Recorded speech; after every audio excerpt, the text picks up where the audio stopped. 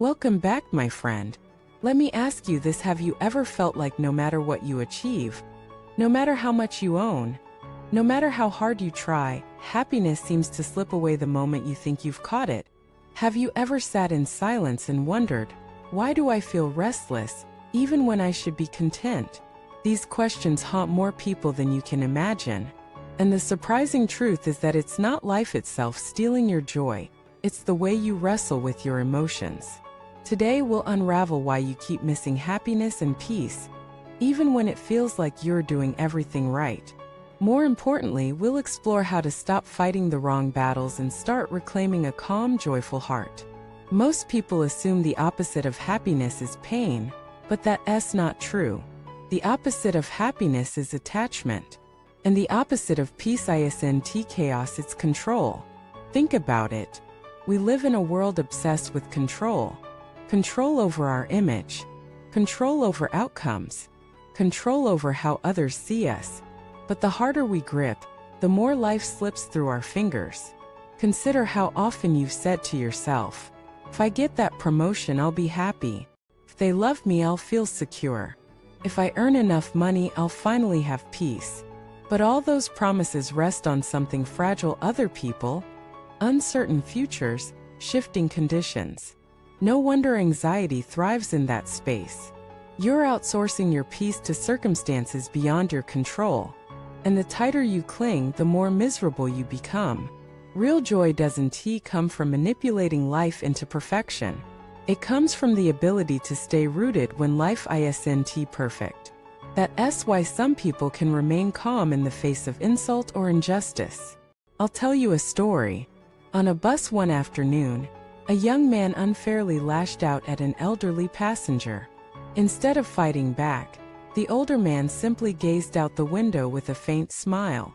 When someone asked why he wasn't angry, he replied, "I've seen too many angry people in my life. If I reacted every time, my heart would have exploded years ago." That is inner power. That is peace. Not because the world was kind, but because he chose clarity over chaos.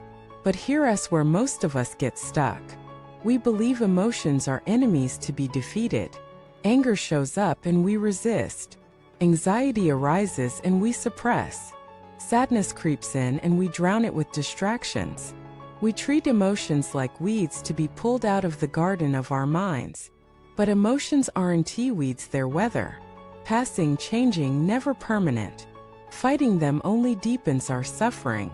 The truth is simple but hard to accept: the more you fight your emotions, the stronger they fight back. You think you're wrestling sadness, but really you're wrestling yourself. You think you're battling fear, but you're just battling your own reflection. And so your exhaustion doesn't come from life being too heavy. It comes from refusing to let go. You refuse to miss opportunities, so you stay anxious. You refuse to let people misunderstand you, so you grow angry. You refuse to see yourself as a failure, so you push and push until you're empty.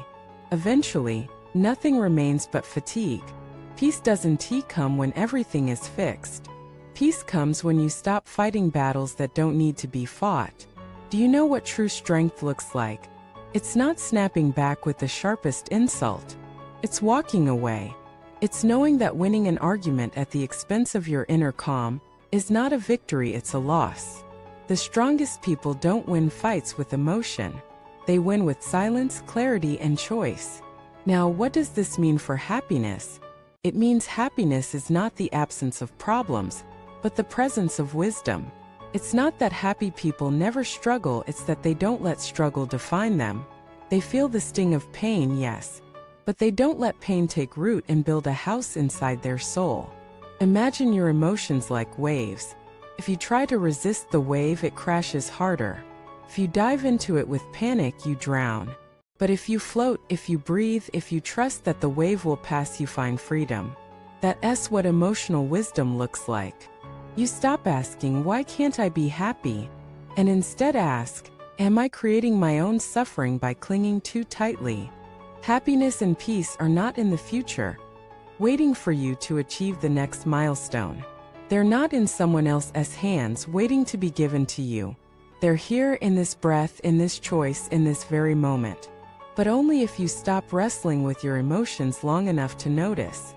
So from today forward, when anger rises, don't react. Observe. When fear creeps in, don't suppress. Breathe.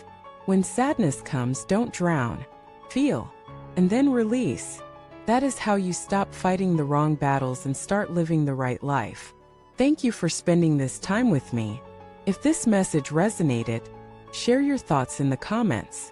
Don't forget to subscribe, like, and join this journey with us.